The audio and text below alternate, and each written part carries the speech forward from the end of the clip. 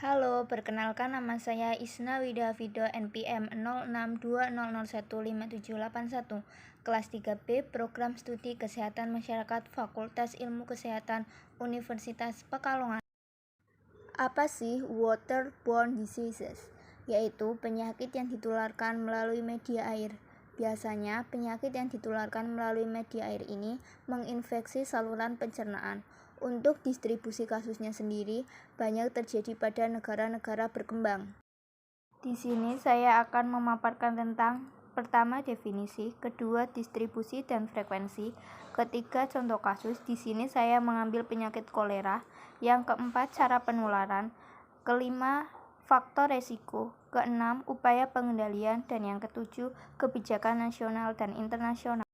Waterborne disease adalah penyakit yang ditularkan langsung melalui air, di mana air tersebut mengandung kuman patogen dan terminum oleh manusia, maka dapat menimbulkan penyakit.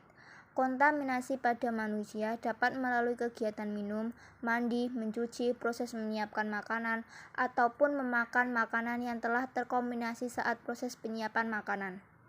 Tidak hanya melalui air minum dan makanan, waterborne diseases juga dapat terjadi akibat kontaminasi di kolam renang. Kondisi higienitas air kolam yang buruk juga dapat menyebabkan infeksi telinga dan kulit bagi korban. Menurut Paraso 2015, air merupakan komponen penting karena yang menjadikan lingkungan sebagai tempat kehidupan. Semua jenis makhluk hidup memerlukan air untuk kelangsungan hidupnya. Untuk kepentingan manusia, air tidak saja digunakan untuk minum, masak, dan cuci, tetapi juga untuk keperluan lainnya seperti industri, transportasi, dan juga yang lain-lain. Dalam bidang kesehatan, beberapa jenis penyakit menyelibatkan media air dalam proses penyebarannya, baik secara langsung maupun tidak langsung. Berbagai agen penyakit yang menular melalui air meliputi virus, bakteri, protozoa, maupun vektor yang menjadikannya lingkungan air sebagai tempat tinggal. Menurut cara penyebarannya, ada 4 macam penyakit yang melibatkan air. 1.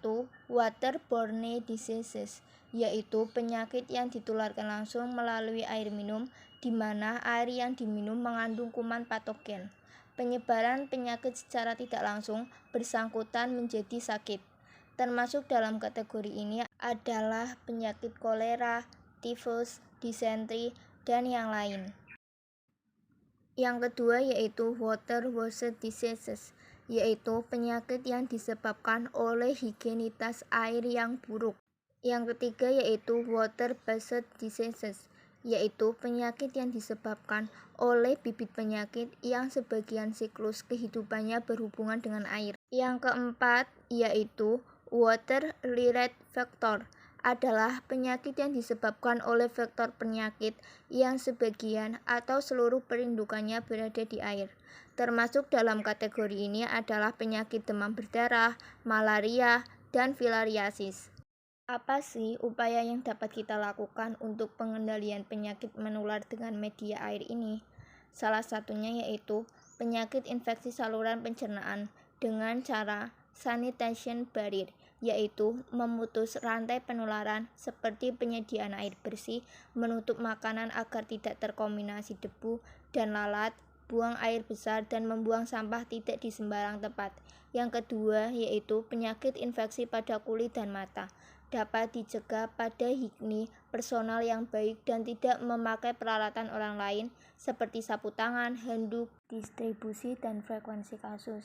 Di sini saya mengambil sumber surveilan terpadu penyakit berbasis Puskesmas Dinas Kesehatan Provinsi Aceh. Grafik 1 menunjukkan data penyakit tifus di Aceh tahun 2009.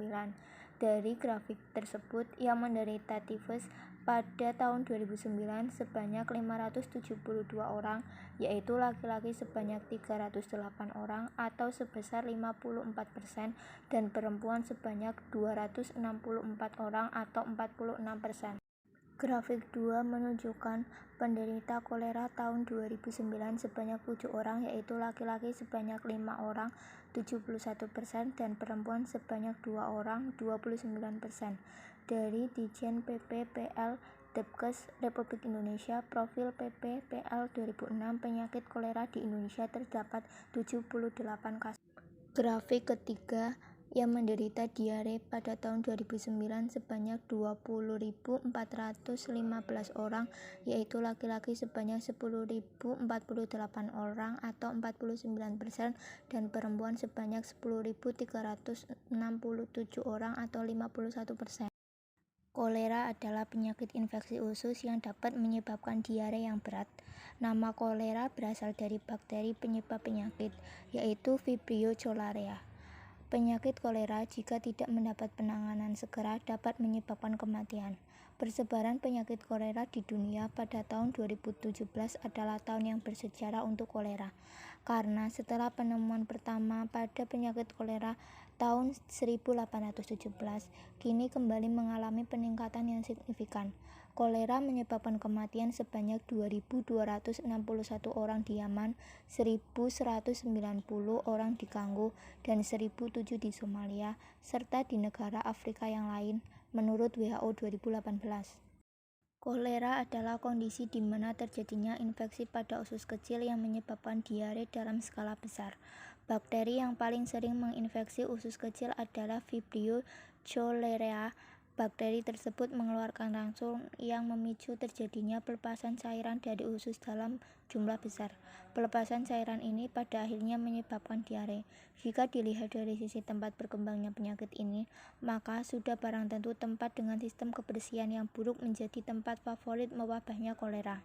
Negara atau kawasan yang penduduknya paling banyak terjangkit kolera diantaranya Asia, Afrika, Meksiko, India, Amerika Tengah, dan Amerika Selatan. Cara penularan kolera. Seseorang bisa terkena kolera karena minum air atau makan makanan yang terkontaminasi dengan bakteri kolera.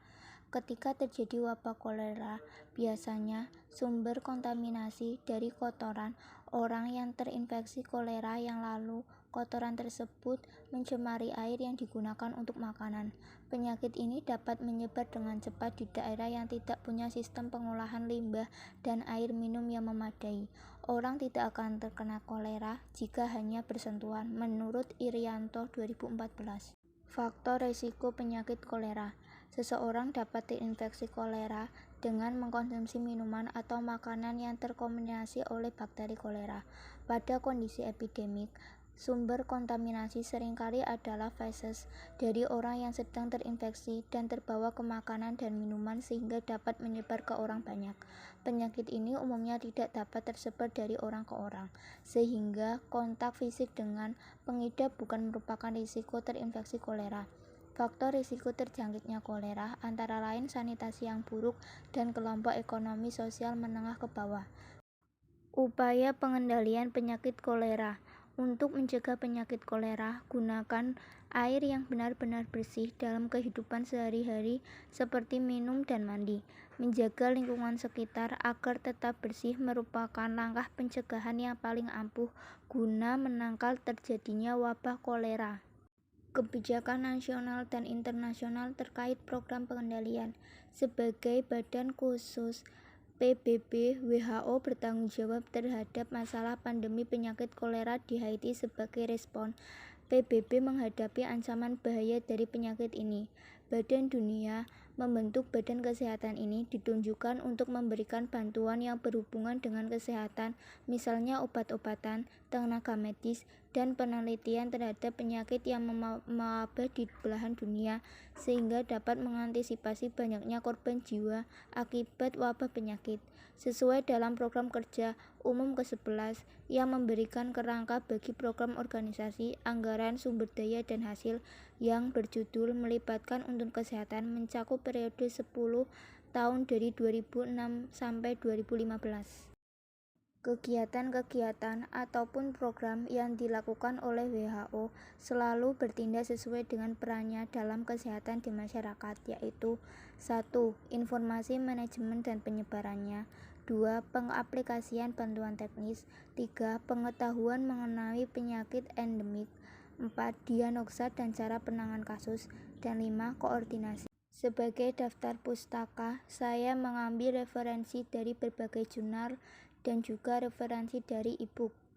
Sekian dari saya. Apabila terdapat kesalahan dalam pengucapan ataupun materi, saya memohon maaf. Terima kasih. Wassalamualaikum warahmatullahi wabarakatuh.